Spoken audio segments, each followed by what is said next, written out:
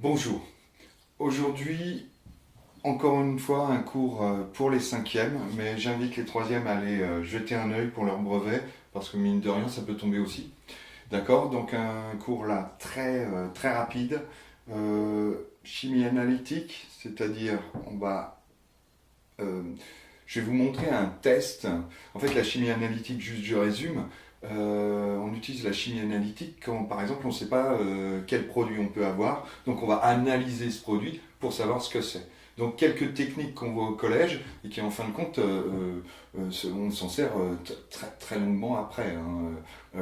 Au lycée aussi, on peut toujours avoir recours à ce genre de technique d'analyse. Donc, la chimie analytique, aujourd'hui, test de présence d'eau. Test de présence d'eau.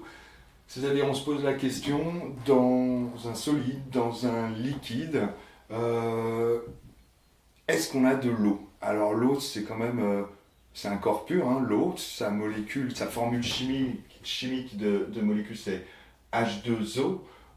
À l'intérieur, alors je ferai un cours là-dessus, je referai un cours là-dessus pour savoir comment on construit une formule chimique à partir des symboles des éléments chimiques. Donc H2O, c'est la formule chimique de l'eau. On constate qu'il y a de l'hydrogène et de l'oxygène, c'est-à-dire l'atome d'hydrogène et l'atome d'oxygène. Et autre petit renseignement que nous donne la formule brute, la formule chimique de la molécule d'eau, c'est on regarde le petit indice en bas à droite du symbole de l'élément chimique, du symbole de l'atome, et on a son nombre. C'est-à-dire dans une molécule d'eau, vous avez deux atomes d'hydrogène et un atome d'oxygène. Le petit 1, on ne le fait pas apparaître parce qu'en fin de compte, c'est comme en maths, on ne dit pas un x, du moins on n'écrit pas un x, on va écrire juste que x. Étant donné que le x est là, bon bah il est là, ça fait 1. Quoi. Si c'était un 0, on ne marquerait pas oxygène, hein, parce qu'il n'y en a pas. Donc, comment savoir qu'on a de l'eau on va partir sur un liquide. Hein. C'est plus simple, celui, vous allez voir, c'est tout petit truc différent, mais à peine.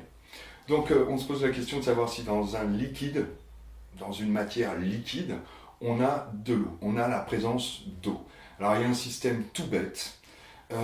On s'est aperçu qu'il y a une poudre, il y a une substance chimique qui existe, qui a la caractéristique que quand elle est anhydre, c'est-à-dire déshydratée, c'est-à-dire sans eau, eh bien cette substance chimique est une poudre blanche, et du moment qu'elle est en présence d'eau, c'est-à-dire qu'elle absorbe de l'eau, eh bien sa couleur devient bleue. Ça devient une poudre bleue. Donc ça va être très rapide. Cette substance chimique, c'est le sulfate de cuivre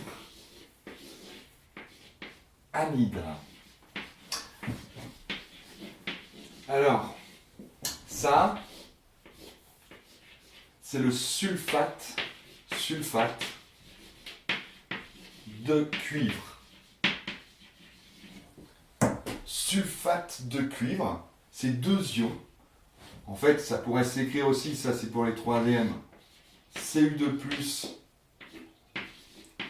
SO4 2-, d'accord? C'est une petite poudre de cristal, on va dire, c'est comme du sel, on va dire, hein, le sel que vous mangez à table, le chlorure de sodium, va avoir le même genre d'écriture au niveau de sa formule, c'est NaCl, Na plus Cl-, pour le troisième. C'est comme ça qu'on écrit la formule chimique du sulfate de cuivre, CuSO4. Notez bien, CuSO4. Je mets toujours un temps de pause, d'accord? C'est assez important. On a donc ici, pour les troisièmes, je suis désolé, pour les cinquièmes, ici on a donc un cation, Cu2+, c'est l'atome de cuivre qui a perdu deux électrons, les électrons qui lui tournent autour de son noyau. Il en a perdu deux. Et puis ici on a SO4 2-, c'est un ensemble d'atomes, comme une molécule, qui aurait gagné deux électrons en plus. Voilà. Alors juste, petite chose, mine de rien, vous notez 2+ ici, 2- là, si on ajoute les deux, ça ce sont des charges électroniques, si on ajoute ces deux charges électroniques, eh ben, ça fait 0. En fait, genre de composé, ce qui est étrange, la nature, en fin de compte, elle aime que, ou plutôt elle n'est stable, en fin de compte, que si elle est électroniquement neutre. Un truc à retenir, c'est en gros, quand on additionne, ça fait 0 en charge. On en reparlera, mine de rien, tant qu'à faire, autant l'entendre le plus de fois possible. Alors, sulfate de cuivre anhydre, je vais vous dire, c'est pas forcément à retenir par cœur, quoique, à force de le dire, à force de le prononcer, sulfate de cuivre anhydre, ça va rentrer. Mine de rien, on l'utilise tellement souvent, tout au moins au collège, qu'il est important d'au moins, quand on vous en parle, que vous puissiez redire « Ah oui, c'est pour le test de présence d'eau ». Alors, sulfate de cuivre anhydre, anhydre, il est important aussi de connaître la définition. Anhydre veut dire déshydraté, veut dire sans eau. Oups, on va pas faire comme ça. Sans eau, d'accord? Il n'y a pas d'eau. Et ce sulfate de cuivre anhydre, eh ben, c'est une poudre blanche.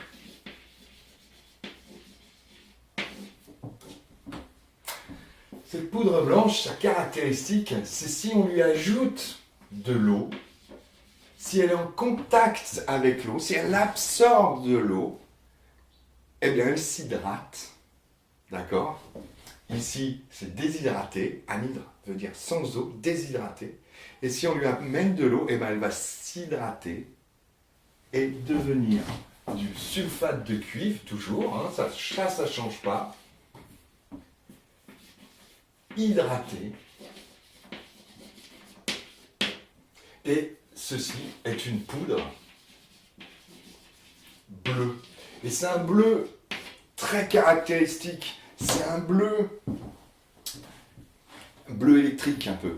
C'est assez joli. Logiquement, si vous l'avez vu, vous ne pouvez plus l'oublier parce que c'est assez joli. Donc voilà le système. Si on voulait utiliser donc ceci pour une expérience, pour savoir si tel liquide, telle solution, et on va redéfinir solution juste derrière, telle solution est-ce qu'elle a de l'eau? Est-ce qu'il y a de l'eau à l'intérieur? Eh bien, c'est tout bête. Vous prenez une pipette, vous prélevez une goutte de cette solution, et vous mettez dans un verre de montre ou dans une petite coupelle, vous avez mis auparavant un peu de cette poudre blanche, sulfate de cuivre anhydre, et vous mettez votre petite goutte, pap, dessus, sur c'est quelques microgrammes en fin de compte de sulfate de cuivre anhydre, cette petite poudre blanche, un tout petit peu, une pointe de spatule, et si cette poudre blanche, hop, devient bleue, ça veut dire qu'on a de l'eau. Ça veut dire que la solution contient de l'eau. Ça ne veut pas dire que c'est une solution d'eau pure, hein, bien entendu, mais au moins on sait qu'il y a de l'eau. Si jamais par contre cette poudre blanche, elle ne réagit pas, elle ne devient pas bleue, eh bien vous êtes certain par contre là que dans votre solution, il n'y a pas d'eau.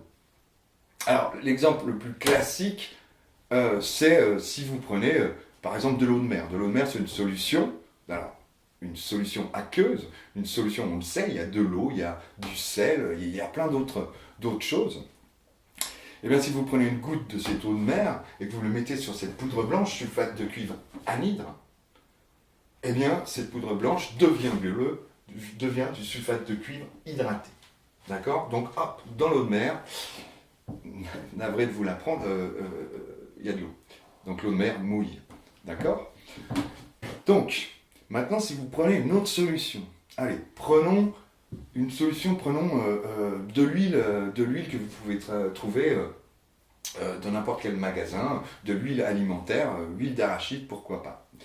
Vous prenez une goutte d'huile d'arachide, vous mettez ça dans votre petite coupelle où vous avez mis un petit peu de poudre de sulfate de cuivre anhydre, poudre blanche. Si vous mettez cette goutte d'huile dessus, eh bien là, vous constatez pas grand-chose.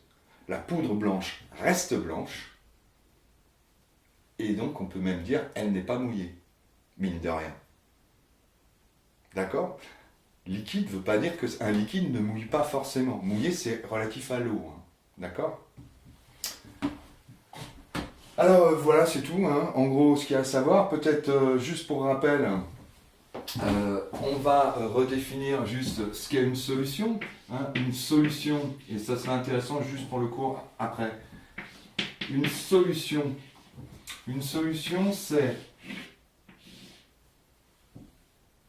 déjà, ça va être un liquide, d'accord? Un liquide, hop, un liquide homogène.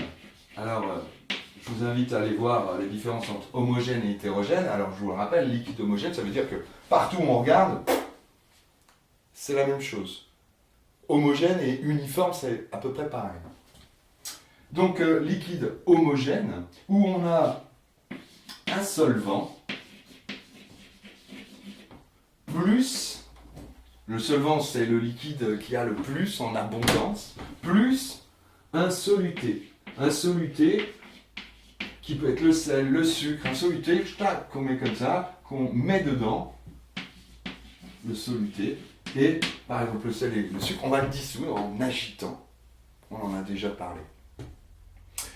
Le soluté ce sera le sel, par exemple, ou le sucre. Le solvant, ici, on pourrait dire que c'est de l'eau. Pourquoi pas? Mais ça pourrait être autre chose. Hein. Le solvant, c'est pas forcément de l'eau. Et d'ailleurs, si le solvant est de l'eau, si solvant égale eau, c'est-à-dire que le liquide en plus grande concentration, le liquide en plus grand volume est de l'eau, la solution va porter un nom, et ce nom, c'est solution aqueuse. Ok? Toujours intéressant de le rappeler. Solution aqueuse, eh ben, c'est une solution, un liquide homogène, où le solvant, c'est de l'eau. Très intéressant de savoir si dans telle ou telle chose on a de l'eau. Alors par exemple dans l'essence, vous savez dans l'essence qu'on met dans les voitures, vous avez certainement déjà entendu qu'il ne faut surtout pas qu'il y ait d'eau. Bah oui, ça marche moins bien tout de suite. Et effectivement, si on prenait de l'essence, à la pompe à essence, et on testait, on prenait juste une goutte, et hop, on mettait sur du sulfate, de la poudre blanche, sulfate de cuivre anhydre, hop, et ben ça ne deviendrait pas bleu. Dans l'essence, il n'y a pas d'eau. Alors on va aller 2 secondes dans le détail sur 2 points. Premier point, je reviens de mon histoire d'huile. L'huile, il n'y a pas d'eau dedans. Mais ça, on le savait quand même, mine de rien. Parce qu'on avait aussi dit... Alors désolé, ça va devenir un peu... Alors je vais quand même effacer 2 secondes. On va effacer ça. Il est intéressant juste de voir quand même. Si je prends une éprouvette, rappelez-vous mon histoire d'huile. Si je prends une éprouvette et je mélange de l'huile et de l'eau. De l'eau et de l'huile. On avait constaté que là, on avait un mélange hétérogène. D'accord? Un mélange hétérogène parce qu'on pouvait voir 2 phases liquides. L'huile et l'eau ne se mélangeaient pas. Je vous ai fait exprès ce dessin avec beaucoup d'huile et un peu d'eau pour vous certifier qu'effectivement, vous pouvez essayer chez vous. Hein. Vous pouvez mettre ça d'eau et ça d'huile. L'eau restera toujours en dessous parce que sa densité, sa masse volumique, sa densité est plus importante que l'huile. La densité de l'eau, c'est 1, la masse volumique de l'eau, c'est 1 gramme par centimètre cube ou 1 kg par litre. Pour ce qui est de l'huile, je sais pas, on va être vers 950 grammes par litre. D'accord? Donc on aura une densité de 0,9 et quelques. Ici, une densité de 1. Ce qui est le plus dense, c'est en dessous. Ce qui est moins dense, c'est au-dessus. Et on a remarqué ici, mélange hétérogène, donc c'est déjà pas une solution. Les 2 liquides ne sont pas miscibles, le mélange est hétérogène, non miscible. Et rien que le fait de savoir que c'était pas miscible, que l'huile n'aime pas l'eau, eh ben, on pouvait évidemment penser que dans l'huile, il n'y avait pas d'eau. D'accord? Alors je vous rappelle aussi un petit mot qu'il est intéressant de montrer, de redire. L'eau est ce qu'on appelle un corps pur. Un corps pur, c'est une substance, une matière, ici liquide, hein, qui ne contient qu'une seule espèce de molécule, que de l'eau, que des molécules d'H2O. L'eau pure, c'est un corps pur, ne possède que des molécules d'eau. Ça aussi, c'est intéressant de le redire un petit coup. Et deuxième petite chose, et je finirai là-dessus, notre sulfate de cuivre anhydre, peut-être que vous avez fait ça en cours, en travaux pratiques. Au départ, on vous a amené, du moins nous, on a souvent ça dans les labos, enfermé dans les armoires, parce que mine de rien, le sulfate de cuivre anhydre, c'est pas un produit, c'est un produit assez dangereux, oui, surtout dangereux pour la planète, parce qu'il pollue les nappes phréatiques, si vous en mettez partout. Donc avant, déjà, on l'utilisait, je crois, pour brûler les mousses. Maintenant, on évite, parce que ça va s'infiltrer dans la nappe phréatique, et puis après, bon, on va le boire, on n'arrivera pas forcément à l'enlever. Et c'est pas bon pour les poissons, c'est pas bon pour la nature, tout simplement. Et deuxième chose, c'est aussi quelque chose d'assez irritant. Alors, faut pas le consommer, faut pas en avoir dans les yeux. Puis des fois, ça peut irriter ceux qui sont susceptibles d'avoir de l'eczéma et tout ça. Évitez de le toucher sans gants, d'accord. Puis, de toute façon, vous prenez une spatule avec des produits chimiques et des poudres. On prend une spatule. Spatule, vous savez, c'est la cuillère, la double cuillère, d'accord. Notre sulfate de cuivre anhydre, nous, on n'en a pas. Dans les labos de chimie, souvent, on n'en a pas. Pourquoi? Parce que, en fait, cette poudre blanche, ce sulfate de cuivre anhydre, du moment qu'on l'a ouvert, eh bien, vous savez que dans l'air, alors dans l'air, c'est un mélange de gaz, vous êtes bien d'accord. Dans l'air, vous avez donc du diazote, du dioxygène, quasiment pas de CO2, d'accord, 0,1% en gros de CO2, vous avez un peu d'argon, 1%, et puis c'est tout, quoi. Puis vous avez un peu d'humidité de l'air, un peu de vapeur d'eau, de micro-gouttelettes, ça va dépendre un peu, là, ça va dépendre des cas. Et donc en fait, cette humidité de l'air, du moment qu'on a ouvert le flacon de SO4, de sulfate de cuivre anhydre, eh ben, votre flacon n'est pas forcément super étanche, et donc l'humidité va rentrer, parce que vous allez ouvrir, l'air va rentrer, l'air de la pièce, et donc avec l'humidité de cet air, et au bout de quelques temps, pas si longtemps, votre fameuse poudre blanche va commencer à bleuter un petit peu, et de plus en plus, et puis en fait elle va être perdue. Elle va être perdue parce qu'elle va devenir hydratée. Elle va devenir poudre bleue. Donc, il y a peu d'intérêt à acheter pour nous du sulfate de cuivre anhydre, qui de toute façon, très rapidement, va devenir du sulfate de cuivre hydraté. Alors comment on fait? Vous allez me dire, en fait c'est tout simple. On achète de l'hydraté, parce que déjà c'est moins cher, et puis parce qu'ils ne l'ont pas déshydraté, plus facile. Ils n'ont donc pas utilisé d'énergie, donc moi je ne paye pas l'énergie qui a servi à déshydrater mon sulfate de cuivre hydraté, ma poudre bleue. Donc c'est tout simple, hein, je prends un peu de cette poudre bleue, un bleu très caractéristique, je le répète, et puis j'enlève l'eau. Et pour enlever l'eau à l'état, l'eau qui est prise dans les cristaux bleus ici, en fin de compte, elle est à la température ambiante. Donc, à température ambiante, l'eau, elle est liquide. Et nous, la meilleure façon de déshydrater quelque chose, ça va être de vaporiser tout ça. Pour vaporiser, il suffit de chauffer au-dessus de 100 degrés Celsius notre poudre bleue.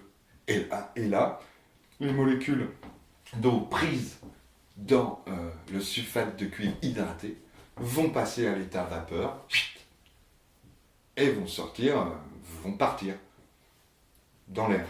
Alors on fait ça dans un tube, ça prend un peu de temps, il ne faut pas trop chauffer parce que sans ça, on risque de brûler notre poudre.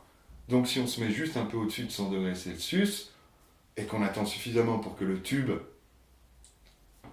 homogénéise sa température, eh bien, toute la vapeur d'eau va partir, tout le gaz eau va partir, et notre poudre bleue, petit à petit, devient blanche, anhydre. On fait une déshydratation, en fait, tout simplement. Bon. Voilà pour ce petit cours de 5e. Premier test d'analyse, savoir si dans quelque chose, il y a de l'eau. Alors, pour finir, dans un solide, si on veut savoir s'il y a de l'eau, présence d'eau, c'est tout bête, vous prenez un petit bout de solide, puis vous mettez un peu de poudre dessus. Vous attendez. Et puis si au bout de quelques temps, ça devient bleu, il y a de grandes chances qu'il y ait de l'eau. Mais il faut faire attention, parce que ça peut être aussi dû à l'humidité qui est dans l'air. Ça, ce système-là fonctionne vraiment mieux quand on teste des liquides, véritablement. Revoyez un peu tout ça et dites-vous que c'est le premier test d'analyse dont vous allez pouvoir vous servir pour la suite. Allez, au boulot.